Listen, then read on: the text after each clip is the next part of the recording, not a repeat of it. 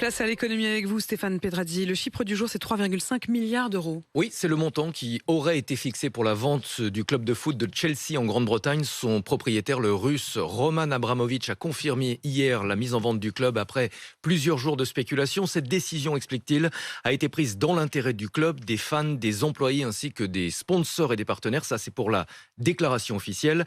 Mais selon le quotidien britannique de Telegraph, Abramovich redoutait surtout d'éventuelles sanctions, même si pour l'instant il avait été épargné par l'Union européenne.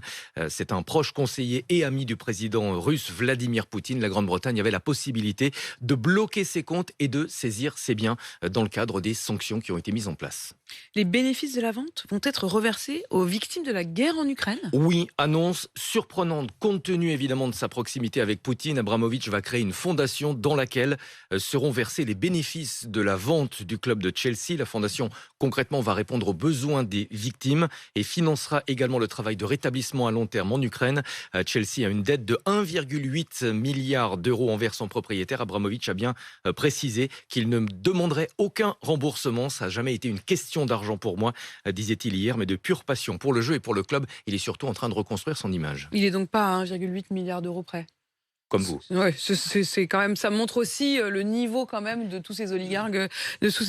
L'unité de compte, c'est le milliard. Exactement.